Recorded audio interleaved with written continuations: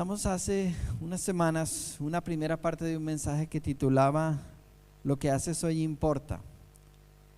No sé cuántos de vosotros estuvisteis hace 2 semanas que estábamos impartiendo el inicio de esto, y hoy vamos a continuar la segunda parte de Lo que haces hoy importa. Y os dije que el título simplemente era coyuntural porque yo quería centrarme en el concepto de comparar lo que es un creyente con un discípulo.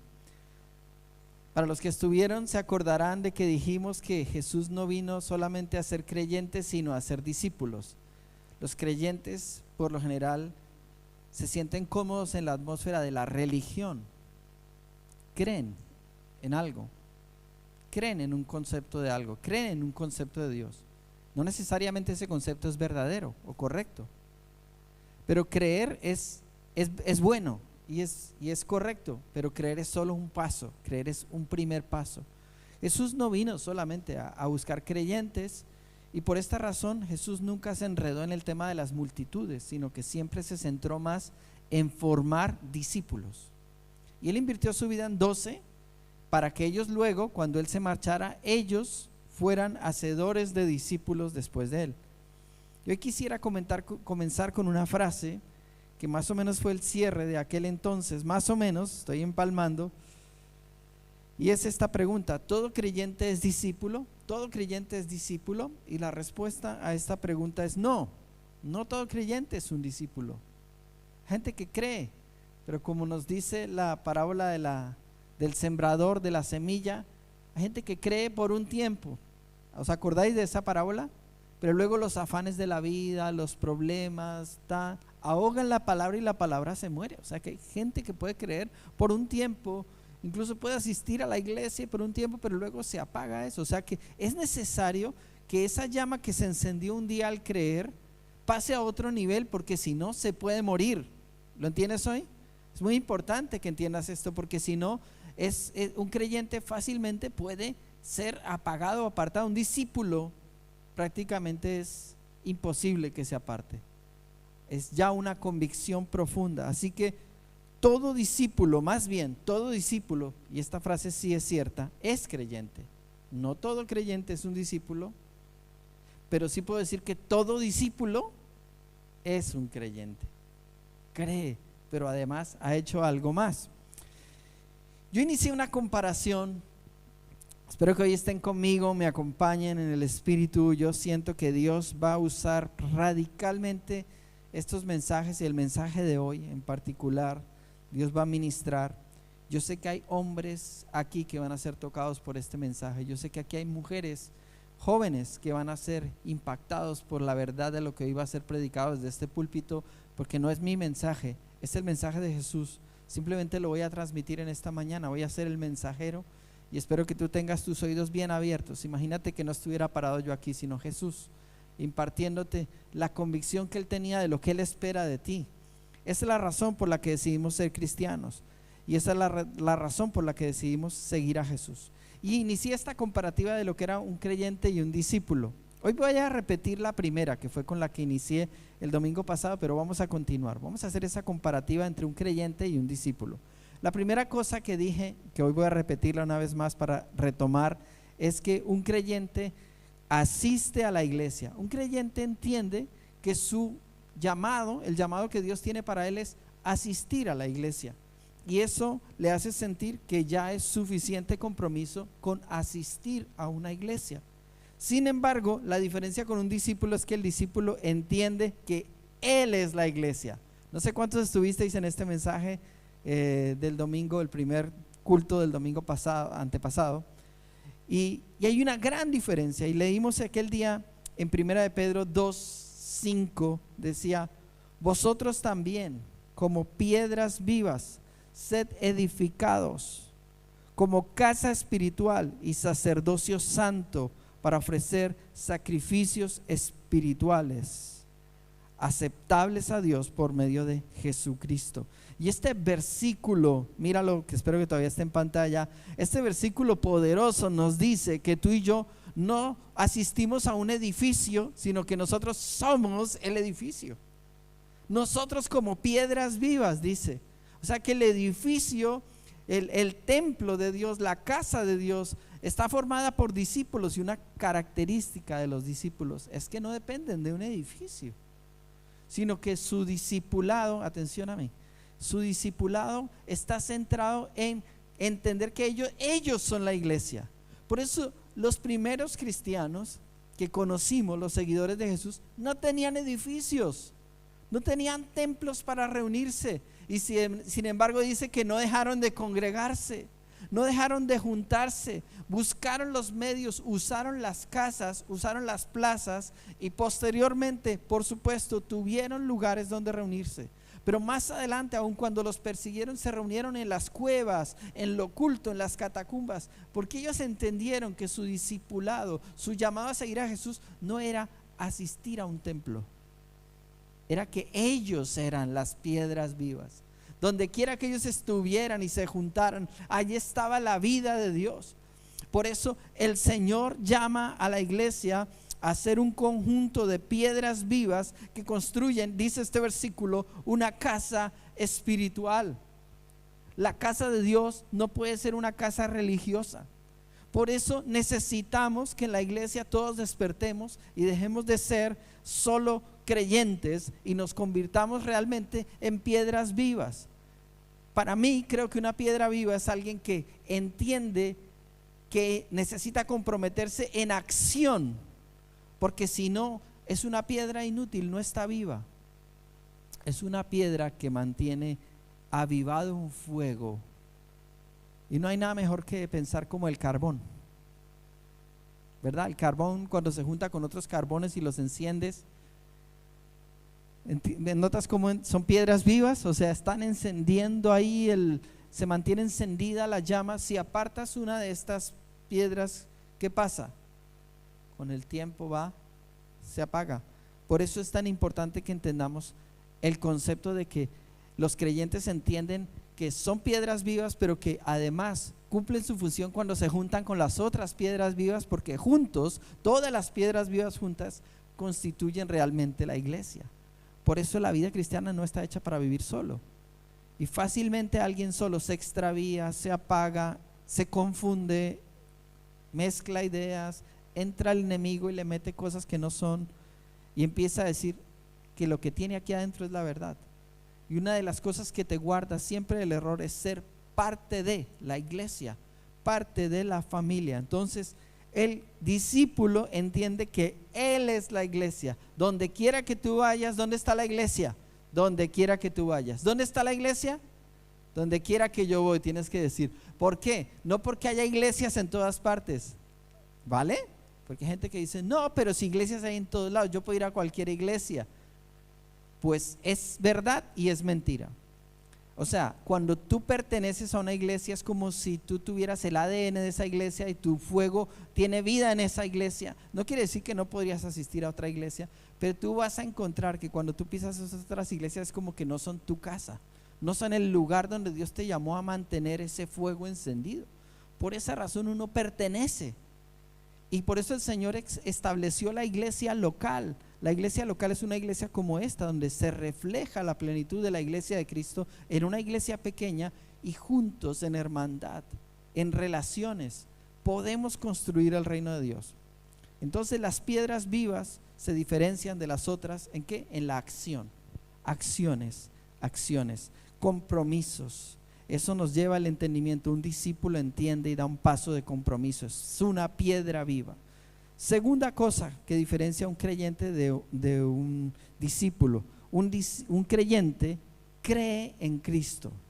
Un creyente cree en Cristo. Santiago 2:19 dice: ¿tú crees que Dios es uno? Bien haces. También los demonios creen y tiemblan. ¿Habías escuchado este versículo? Fue uno de los versículos que más me desafió cuando empecé en la vida espiritual, porque dice aquí, ¿tú crees? Dice, ¿tú crees que Dios es uno? Bien haces. Y luego dice, los demonios también creen y tiemblan. Yo no sé si notas, percibes el sarcasmo del versículo. En un sentido hay un toque de sarcasmo en el versículo diciendo, ¿tú crees? Pues está bien creer, pero no has hecho mucho. ¿Sabes que los demonios que van al infierno, que se han rebelado contra Dios, también creen en Dios? O sea, creer es saber que existe. Creer es saber que Él es poderoso. Ellos lo saben, ellos conocían a Dios y sin embargo se rebelaron contra Dios. Adán conocía a Dios y sin embargo pecó y se apartó de Dios. Entonces creer en algo está muy bien, pero no es suficiente, porque si nos quedamos ahí, esa fe puede morir. Creer en Cristo caracteriza a un creyente, pero un discípulo vive para Cristo. Puedes decirlo conmigo: vive para Cristo. Un discípulo se diferencia de un creyente porque el creyente cree, pero sigue caminando en su propia manera de pensar, mientras que un discípulo toma una determinación: quiero vivir toda mi vida y cada día de mi vida para Cristo. ¿Verdad que hay una gran diferencia? Solamente en creer y escuchar un mensaje que te bendice el día domingo y volver el lunes a tu vida rutinaria y olvidarte de todo y volver a vivir, actuar, pensar y todo seguir común y corriente como si fueras cualquier otro ser del planeta, ignorando la determinación que un día tomaste de que querías vivir para Cristo. Es que si no vives para Cristo, un poco en vana es tu fe. Y mira este versículo, Colosenses 1:10, dice: para que andéis como es digno del Señor, agradándole en todo, llevando fruto en toda buena obra y creciendo en el conocimiento de Dios. Yo he predicado sobre este versículo aquí en la iglesia porque nos podríamos quedar muchísimo tiempo hablando solamente de este versículo, pero este versículo dice, mira cómo dice este versículo empezando: ¿para qué? ¿Para qué? Andéis. Andar es cada paso, para que andéis como es digno del Señor. ¿Ves la diferencia entre un discípulo y un creyente? El creyente solamente cree, pero luego no vive como él quiera. No está preocupado si eso es digno o no es digno del Señor. Es que yo quiero hacer esto y ya está. Pero el cristiano se levanta cada día de su cama y está pensando: quiero vivir hoy dignamente para el Señor, quiero honrarlo con todo. Y verdad que si pecamos en el día, nos sentimos como, cuando uno tiene esta determinación como discípulo y quiere vivir ese día para el Señor y pasa algo, un pensamiento, una emoción, algo que miraste que no debiste, te enojaste, hiciste algo incorrecto, cualquier cosa, respondiste mal a alguien, enseguida el Espíritu Santo te redarguye. ¿Por qué? Porque has tomado una decisión. ¿Sabes cuál es esa decisión? Vivir para Cristo. Y cuando tomas esa decisión que parece tan simple, esa decisión es radical. Esa decisión hace que el Espíritu Santo sienta que tiene el derecho y participación activa sobre ti. No pasiva, sino activa. No es el Dios al que le invitamos a venir y quedarse en un rincón de nuestra casa, sino es al Dios al que le hemos dado el derecho de gobernar sobre nosotros. De eso voy a hablar en un momento. Pero Él, decido que voy a vivir para Él.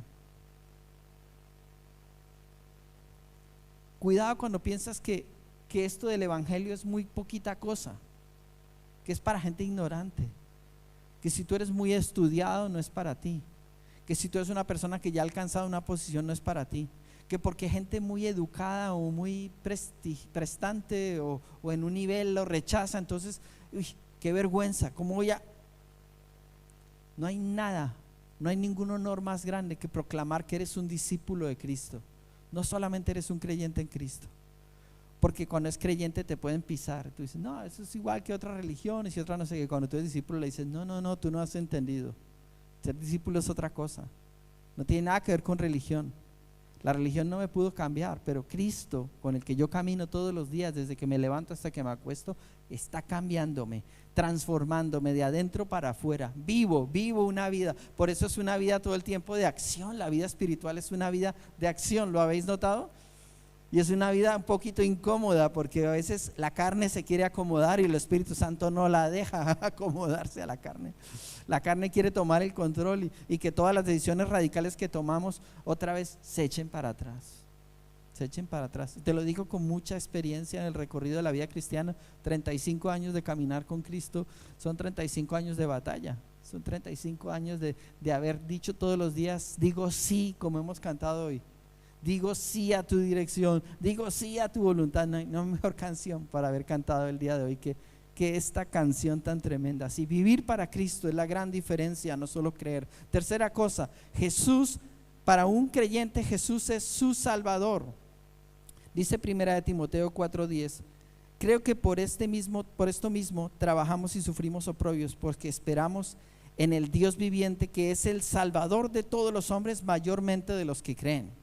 Entonces sí, evidentemente un creyente ha hecho un gran paso, que es creer en Cristo para su salvación. Si se muere y es creyente, ¿dónde va a ir a la eternidad? Al cielo. Como ha creído en Cristo, Cristo lo ha salvado. Y como Cristo lo ha salvado, le perdona sus pecados. Y como les perdona sus pecados, si muere, no va al cielo porque sea mejor persona que otra o peor persona que otra. Muere porque tomó la decisión de recibir al Salvador. Es como el que se está ahogando y le tiran un salvavidas. ¿Y por qué se salvó? No porque era un gran nadador, sino porque le tiraron un salvavidas y decidió agarrarlo. Esa decisión lo salvó. La salvación es exactamente eso. Cristo es el único salvavidas del mundo, del planeta. Y cuando recibimos a Cristo, entonces somos salvos, vamos a ir a la eternidad. Nuestros pecados son perdonados. Pero esas, como en el béisbol, llegar a la primera base. ¿Alguno aquí es amante del béisbol? ¿Lo entiende el béisbol? ¿Puede levantar su mano si entiende el béisbol? Una. Supongo que los 4 costeños, ¿y quién más? Un poquito, ¿no? Yo pensé que iban a entender más del béisbol, ¿no? Pero se supone que el béisbol sales desde la base y recorre todas las bases, primera, segunda, tercera, y vuelves a home para hacer una carrera, y solamente ganas cuando metes carreras, ¿verdad? ¿Qué ganas si todos los corredores llegan a primera y luego los ponchan, les hacen antes de llegar a segunda? Puedes haber envasado miles de corredores, no sirve para nada, porque lo importante es llegar a home, a la base, y que todo haya dado la vuelta entera. ¿A que sí? La vida espiritual es así. La vida espiritual no es llegar a primera base. Triste los que llegan a primera base y se conforman con eso. Por eso en la iglesia no queremos formar una cultura de gente de primera base, sino gente que hace el recorrido entero y llega a home. Gente que dice: he peleado la batalla completa, he llegado a la meta, he vivido para Cristo, y hoy no solamente es mi Salvador, sino que la diferencia entre el discípulo que cree que Jesús es el Salvador es que el discípulo cree que Jesús es su Señor. ¿Ves la diferencia? El creyente cree que Jesús es su Salvador y se conforma con eso. El discípulo, por supuesto, Jesús es su Salvador, pero quiere algo más, sabe que Jesús es su Señor. Cuando Natanael se encontró con Jesús en el Evangelio de Juan, ¿lo habéis leído? Natanael, cuando se encuentra con él, se acerca y lo traen, y él está con muchas dudas de que Jesús sea el Mesías, le han dicho. Y cuando él llega, le dice: cuando estabas debajo de la higuera te vi, le dice el Señor Jesús. Lo mira Natanael, no se conocían de nada. Le dice: cuando estabas debajo de la higuera te vi. Y alguna vez predicando de esto decía yo también, digo, no tengo ni idea qué estaba haciendo Natanael debajo de una higuera. Estaba ya sentado debajo del árbol. No sé si estaba haciendo algo bueno o algo malo. No sé si tal vez no estaba haciendo nada, pero estaba pensando en algo demasiado íntimo que nadie más podía saber sino solamente Dios. Era evidente que cuando él estaba debajo de esa higuera, debajo de ese árbol, estaba solo, no estaba con nadie. Nadie lo vio, nadie lo escuchó, nadie supo. Probablemente, como os digo, fue solo un pensamiento que pasó por su cabeza, pero que Dios lo vio. Y Jesús, quien recibe la revelación del Espíritu Santo, le dice: cuando estabas allá yo te vi. Es como si tú le dices al Señor: Señor, yo a ti no te importo. Y alguien viene y te dice, te encuentra en la calle y te dice: oye, ¿sabes que Dios te manda a decir que tú le importas? Te quedas como, wow. Pues eso fue lo que le pasó a Natanael. Y la respuesta de él, ¿cuál fue? Señor mío y Dios mío. Señor mío y Dios mío. Empieza a entender Natanael que Jesús no solamente era el Mesías, Mesías es el Salvador. No solamente vino para salvar, sino que él llega a un punto donde él puede reconocer: este es mi Señor. Y por eso la gente llamaba a Jesús Rabí, pero hay una expresión más profunda, que es Raboni, que es más íntima, que es un paso más de consagración. No es solo el maestro, un maestro, sino eres mi maestro, eres mi Señor. Y vosotros sabéis que la palabra Señor significa dueño, amo, propietario, poseedor de algo. cuando se decía en la antigüedad que alguien era el señor, el terrateniente, el dueño, ¿qué quería decir? Que era el que lo poseía el control, que era el que tenía el poder, que era el que tomaba las decisiones. ¿Sabéis cómo era la época de los esclavos, cierto? Los esclavos no decidían, los amos eran los que decidían, los esclavos eran una pertenencia. En Cristo no somos esclavos de Cristo por imposición. Aquel que le dice a Cristo, tú eres mi Señor, tú eres mi amo, es porque hace un acto de rendición supremo donde le dice: Señor, a partir de hoy entiendo que yo no solo asisto a la iglesia, que no solamente quiero creer que tú me has perdonado mis pecados, que eres mi Salvador, que no solamente quiero creer que tú eres Cristo, yo quiero algo más, yo quiero realmente que tú seas el Señor de mi vida. Y ese es mi reto para ti hoy, dentro de las muchas cosas que te quiero compartir.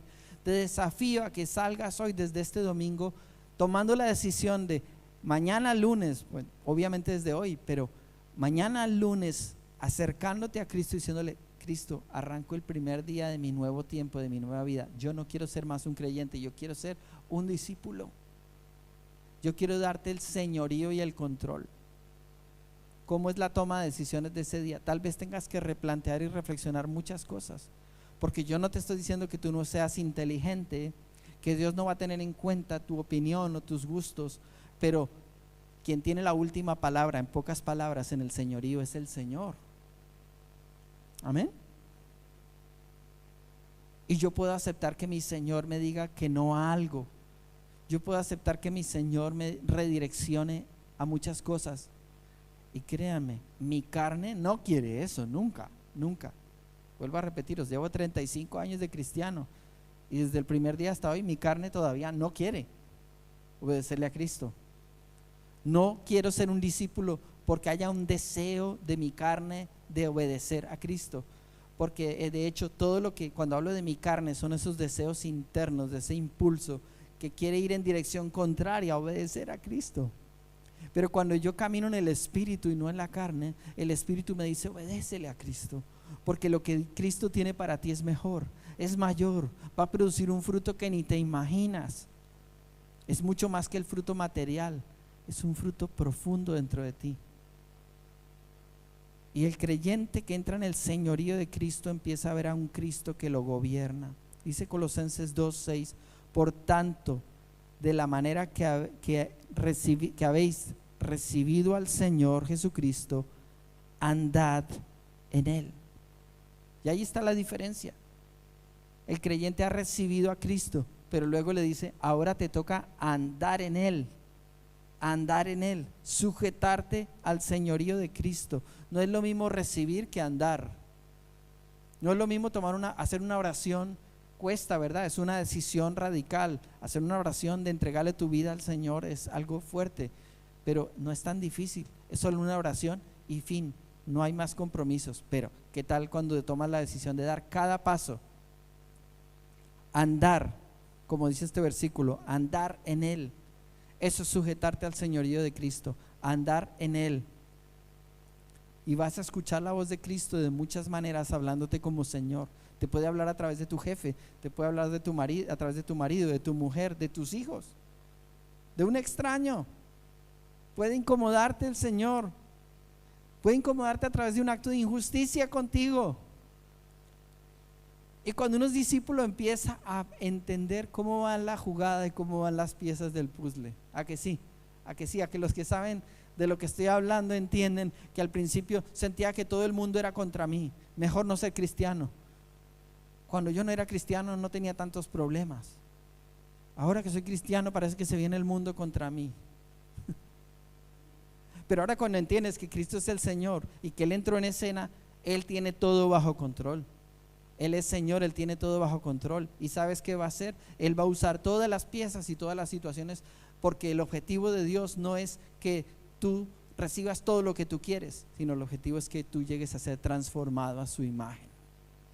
Y esa transformación implica que Él va a usar los problemas de la vida, las dificultades. Yo pensé que Jesús iba a aparecer en mi vida y iban a desaparecer todos los problemas. ¿Verdad que no ha sido así? A veces ha habido más problemas. Pues si lees tu Biblia, los primeros discípulos, cuando más creyeron y más predicaron a Cristo, los apedrearon, los persiguieron, los encarcelaron, los azotaron y los mataron. Entonces hay que reentender que la decisión que hemos tomado es de seguir a Jesús, y si a Jesús le hicieron todas esas cosas, sus discípulos no pueden esperar algo diferente. No, es que yo no quiero que nadie me rechace. Difícil que seas un discípulo y que no te rechacen, porque a Jesús le rechazaron. La gente quiere esa imagen bonita de Jesús el día de hoy, siglo XXI, ese Jesús que no te incomoda para nada, pero ese Jesús que es Señor, la gran mayoría lo desechó. Solo unos pocos que se llamaron discípulos fueron los que lo abrazaron y lo aceptaron. Y luego ellos fueron por todo el mundo y ¿saben por qué tenían la fuerza? Porque realmente conocían a Cristo, realmente caminaban con Él. ¿Por qué los apedreaban como a Pablo y luego se levantaban y seguían predicando? ¿Qué pasa si a nosotros por hablar de Cristo a alguien nos apedrean y nos dejan medio muertos? ¿No diríamos probablemente, mejor no vuelvo a la iglesia? Mira qué mal paga Dios. Pero si tú caminas con el Señor y conoces la palabra de Dios, tú entenderás el lenguaje de Dios.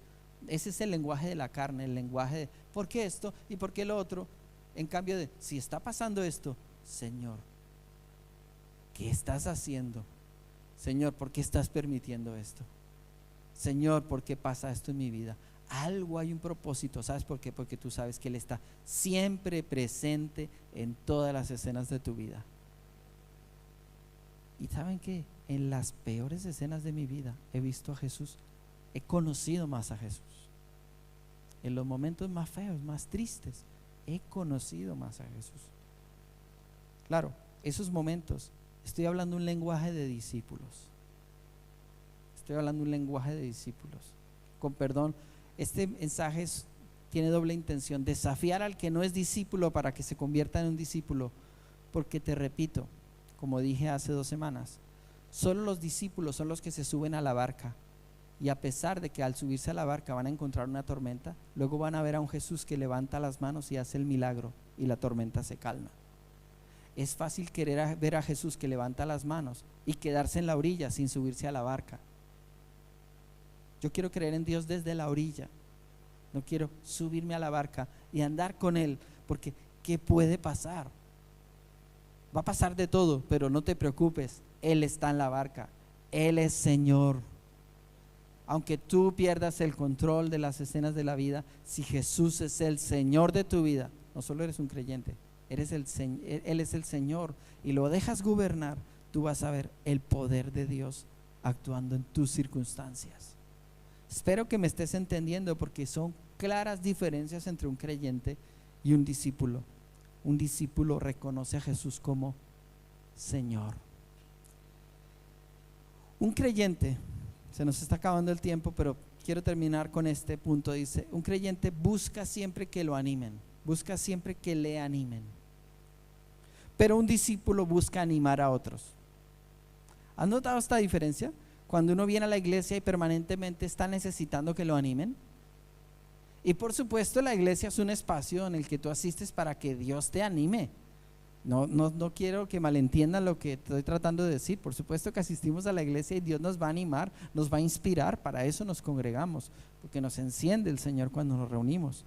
Pero si pasa el tiempo y siempre lo único que se mueve dentro de mí es un deseo de ir a recibir, a que me animen, entonces algo no ha crecido, algo no avanzó de la fase de creyente a la fase de discípulo.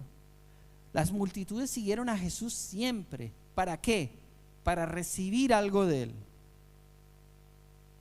¿O no es así? Estaban interesados ante aquel que tenía tanto poder, estaban deslumbrados ante el que sanaba, liberaba, hacía milagros, multiplicaba panes y peces. Y por supuesto, eso era lo que ellos buscaban de Jesús. Esa clase de personas son discípulos efímeros, que yo los llamo aquí creyentes. Creen, no, yo creo, por eso estoy dispuesto a dejar mi ciudad, ir y seguirlo y escuchar lo que tiene que decir.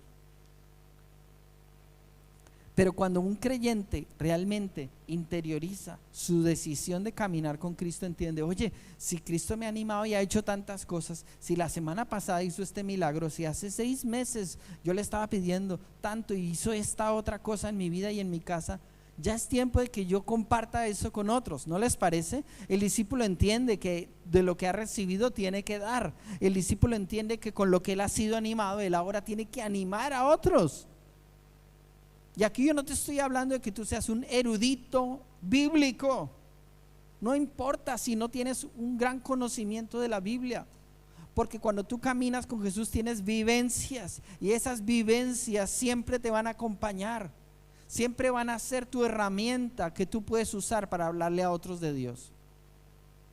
Por eso cuando yo empecé en mi fe, que era un discípulo bebé, pero era discípulo desde el minuto 0, creí en Cristo y enseguida le dije a Jesús todo, lo dejo todo, te sigo todo, no vuelvo a la universidad. Dije eso y me regañaron todos y me dijeron, ¿cómo que no vuelves a la universidad? No seas exagerado, no estamos hablando de eso, de abandonar la vida. Seguir a Jesús no es abandonar la vida, es entregarle tu vida donde tú estás y vivir para Él ahí donde tú estás. Porque algunos dicen, gloria a Dios, yo lo sigo, pero lo que quieren es huir de su vida. No, Dios no te está diciendo huye de tu vida. Dios te dice, vive para mí en donde tú estás. Hay tanta gente ahí que necesita de mí y solo tú eres mi mensajero, mi mensajera. ¿Lo entiendes? Que la voz de Dios no es solamente predicar Biblia y predicar Biblia. Por supuesto que la verdad está en la palabra de Dios y hay que saberla y poderla compartir. Pero aquí estoy hablando de animar. Y en Hechos 18:23 este versículo dice, míralo, después de pasar algún tiempo allí, Pablo se fue a visitar una por una las congregaciones de Galacia y Frigia, animando a todos los discípulos. ¿Qué hizo Pablo? Terminó y regresó a las iglesias. ¿Y qué hizo al regresar? Animó a la gente otra vez. La gente ya había creído, la gente ya estaba reuniéndose en la iglesia, pero él sabía que las personas, los seres humanos, tendemos con las circunstancias al desánimo. Con el tiempo se puede apagar la llama y por eso necesitamos animar, ser animados y animar a otros. ¿Por qué eres animado por Dios? Porque lo necesitas. Pero cuando eres animado, viene el siguiente paso. Ahora con el ánimo con el que has sido animado, ve y anima a otros. Espero que estés comprendiendo esta mañana lo que Dios te está hablando, porque a veces has pasado por procesos de dolor muy grandes. La pérdida de alguien que amabas, un aborto, un fracaso en los negocios, un fracaso en un empleo financiero, salud, quebrantos de salud. Y cuando eres creyente te quedas con el dolor de eso, como si Dios te desamparó. Pero cuando tú eres un discípulo y caminas con el Señor, sabes que eres como Pablo, que le dice al Señor, Señor, quítame este aguijón de la carne, y el Señor te dice, bástate mi gracia, porque mi poder se perfecciona en tus debilidades. Y dice Pablo después de eso, dice, por eso de buena gana me gloriaré en mis debilidades, porque cuando soy débil, entonces soy fuerte. Ahí está la diferencia de la comprensión de un discípulo. Cuando alguien está pasando pruebas y solamente es creyente, empieza a flaquear su fe está siendo probada y necesitas tener mentalidad de discípulo para saber que Dios está cumpliendo un propósito en esa escena de la vida, con esa enfermedad. Dios está cumpliendo un propósito con ese fracaso. Dios está cumpliendo un propósito con esa muerte, con ese dolor, con eso que no entiendes, con ese maltrato, con esas heridas. Puedes retener las heridas y el dolor y que se conviertan en veneno, ¿verdad? En raíz de amargura. O puedes escupir todo eso y entender que Dios permitió eso para hacerte crecer y florecer en medio de un terreno árido, porque tú vas a encontrar por lo menos una persona en el camino de tu vida que está viviendo o ha vivido algo semejante. Y ese será tu momento. Cuando alguien te dirá, es que tú no entiendes, tú crees en Dios porque tú lo has tenido fácil. pero si estuvieras en mis zapatos, no me dirías eso. Y tú le vas a poder decir, claro que te puedo entender. Tengo una palabra que decirte a ti, porque yo también he vivido, yo también he sentido, yo también he palpado el fracaso. Hay fracasos horribles de nuestras vidas, de esos que no le confesaríamos a nadie, pero luego personalmente me he encontrado con gente en el camino de mi vida que está pasando la misma escena que yo pasé, tal vez hace 10, 15, 20 años, y que Cristo me libró, me dio victoria sobre cosas. Y yo digo, ¿qué tal que yo no lo hubiera vivido? Dos cosas: primero, no tendría una palabra para esa persona, y segundo, no la entendería, tal vez la juzgaría. Pero como yo he estado ahí, yo puedo tener el corazón de Cristo para esa persona, para animar. Y yo no lo voy a juzgar. Yo le voy a decir que eso no está bien, pero tengo un brazo extendido, una mano extendida para ayudarlo a salir de donde está. ¿Me estás comprendiendo hoy? Vamos a terminar allí porque el tiempo se ha ido, pero quisiera recapitular rápidamente que la diferencia entre creyente y discípulo. Un creyente es alguien que cree que lo que Dios espera de él es asistir a una iglesia, mientras que un discípulo sabe que Él es la iglesia. Amén. Un creyente cree en Cristo, mientras que un discípulo vive para Cristo. Entonces el primero es la iglesia, la segunda cosa es que vive para Cristo, la tercera cosa es que el creyente cree en Jesús como su Salvador, mientras que el discípulo cree en Jesús como su Señor, dueño de su vida. Y cuarto, el discípulo siempre, el creyente está buscando que lo animen, mientras que el discípulo recibe, pero sabe que Dios le dio para algo. O sea que estaría con el espíritu de buscar, vale, y me levanto. ¿A qué gente vas a poner en mi camino, Señor? Aunque sea una palabra de amor tengo para esa persona. Aunque sea, puedo decirle, Dios lo bendiga, Dios te ama. Pero ¿cómo así? ¿Sabes que Dios te ama? Quisiera terminar mi mensaje con esto. Cuando yo empecé en la vida cristiana no sabía casi nada de la Biblia. Bueno, cuando empecé en la vida cristiana no sabía nada de la Biblia. Nada de la Biblia. Y de hecho, como yo había estado por el lado del satanismo y del ocultismo, y como que me interesaba todo lo que era el heavy metal y todas esas cosas, vosotros lo sabéis. Entonces, lo primero que quise leer de la Biblia fue el Apocalipsis, porque yo quería saber toda esa batalla y estaba perdido, estaba desubicado. Pero en mi ignorancia y en mi poco conocimiento, mi experiencia con Cristo era real. Yo había encontrado a Cristo, a la persona de Cristo, no a la iglesia, no a la religión. Cristo estaba aquí, moraba en mí, yo lo sentía, respiraba dentro de mí. Había una relación, la voz de Dios todo el tiempo estaba ahí viva.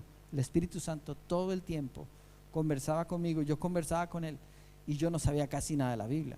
Yo solo sabía que ahora había una vocecita dentro de mí que no la había tenido, y que ahora de repente estaba y me hablaba todo el tiempo, y sentía lo que antes no sentía, me daba igual, ahora sentía una guía completa, y era el Espíritu Santo que ahora moraba dentro de mí. Y saben, empecé a hablarle a la gente de Dios, y los que me habéis escuchado mi historia lo sabéis, muchas veces le hablé a la gente de Dios por todos lados, y yo era muy cobarde y muy tímido, yo nunca hablaba en público, y el Señor me puso a hablar en todos lados. Y yo quería huir de todo, pero quería huir en mi miedo de lo público, ¿saben? Pero no podía huir porque había algo más fuerte dentro de mí que me decía, esa gente me necesita. Me sentaba en un autobús al lado de alguien, y cuando iban, decía, háblale. Yo, voy a hablar, ¿cómo comienzo? ¿Qué le digo? O sea, me van a decir que estoy loco, todo eso, una batalla, ¿vale? A veces me atrevía y hablaba con la persona que estaba al lado, le decía, no creas que estoy loco, pero es que siento que quiero decirte que Dios te ama. Y empecé conversaciones así. Otras veces en la batalla no me atrevía, y la persona se paraba y se iba, y me sentía tan mal de saber que no lo había hecho. Pero otras veces el Señor me dijo, por ejemplo, a un hombre que me pidió una vez que que estaba pidiendo en la calle y me dijo: dame dinero. Y le dije: no tengo dinero. Y me dijo: regálame tu chaqueta. Y me fui y no le regalé la chaqueta. Y me fui sintiéndome mal. Era mi chaqueta especial, ¿cómo le iba a dar la chaqueta? Me la había regalado mi tía, que me la había traído de Estados Unidos, que me costaba tanto. Y sabéis, me animé y fui al otro día, porque el lenguaje de Dios es así. El lenguaje de Dios no es solamente hablar y hablar, es hacer, es que obedeces. Al día siguiente fui con mi chaqueta, bueno, con otra chaqueta, y con la chaqueta para regalársela al hombre, al mismo lugar. Ya no estaba. Y ese día recordé y aprendí: las cosas hay que hacerlas cuando Dios te dice, en ese momento. Si tienes 5 euros y Dios te dice: dalos 5 euros, pero me voy a quedar sin nada, no te preocupes. Yo no te puedo, ese es un lenguaje de discípulos, no te lo puedo explicar. Como creyente te van a entrar todos los cuestionamientos: pero pastor, y no sé qué, y cómo voy a pagar la luz, y cómo me voy a subir al autobús, y no sé qué. Ese no es el lenguaje del discípulo. El lenguaje del discípulo es como Mateo, y dejándolo todo, dejando el banco de los tributos, se levantó y le siguió.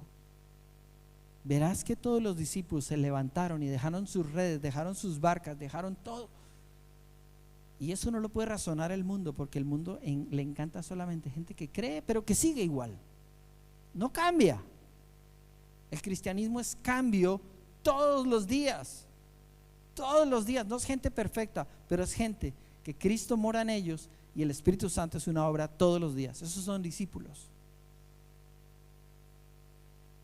Y por eso podemos cada día ser perfeccionados. Puedes ponerte de pie. Cristo quiere hacer una obra en ti, y estoy seguro que el Espíritu Santo ha preparado el terreno para que en esta hora tú puedas tomar una decisión. Te invito a que cierres tus ojos, con tu rostro inclinado pienses y le puedas decir: Señor, yo veo esas cosas, Señor, veo esas oportunidades que se presentan delante de mí, y cuando las he visto he reaccionado como un creyente. He preferido dejar a la persona herida, como en la parábola del samaritano, que todos pasan y ven al hombre ahí que lo han atracado y está herido y mal herido, y todos pasan de largo y se van a la iglesia, al templo en aquella historia. Pero no se detienen porque su concepto religioso les impide, mientras que el discípulo quiebra todos sus conceptos religiosos y cómodos. Créeme que el creyente, una de las características del creyente es que es cómodo. Él me perdonó, Él me amó, no hago nada, voy a seguir igual, pero yo sé que Cristo me ama, y se queda sentado tan cómodo en su silla de creyente. El discípulo es llamado a levantarse, a salir de su sitio, a incomodarse y a entrar en una vida de experiencias continuas, de transformación, de cambio.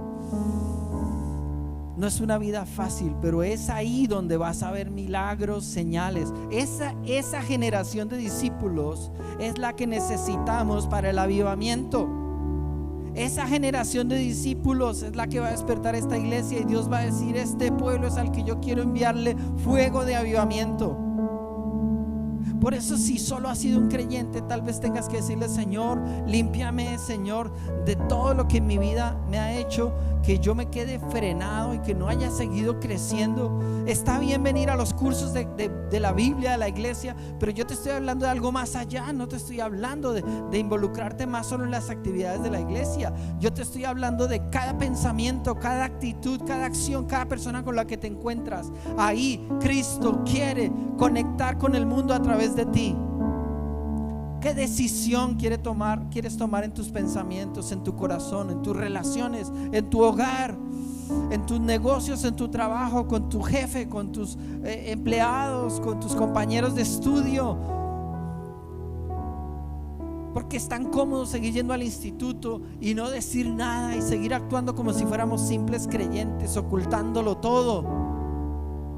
Pero ya es hora. El mundo necesita a los discípulos que se levanten y hablen de Cristo y muestren a Cristo, muestren la realidad de que Cristo está vivo, que la tumba está vacía. Decíamos hace una semana: Él no está muerto, Él no está aquí, Él ha resucitado. Los discípulos se levantan y no tienen ningún temor, porque aunque les amenacen, hay un gozo más fuerte delante de ellos, dentro de ellos, que les hace arder el corazón. ¡Wow! Genial. Cristo es lo mejor, no lo cambiaría nunca por nada. No hay ninguna fiesta que pueda ser mejor que Cristo. No hay ningún amigo, ninguna relación sentimental que pueda ser mejor que Cristo, que merezca la pena. No hay ninguna cosa que yo haga incorrecta, pecaminosa, que pueda producirme más placer que lo que me va a producir Cristo si camino con Él. Y vas a ver cosas preciosas en tu vida. Yo he visto cientos, miles de cosas preciosas en mi vida. Hoy tengo la familia que tengo por todas esas cosas que he decidido, sin ser perfecto, porque no lo soy. Pero camino con Cristo, creo en Él. He decidido que no me apartaré de Él nunca. Voy a entregarle toda mi vida, todos los días de mi vida.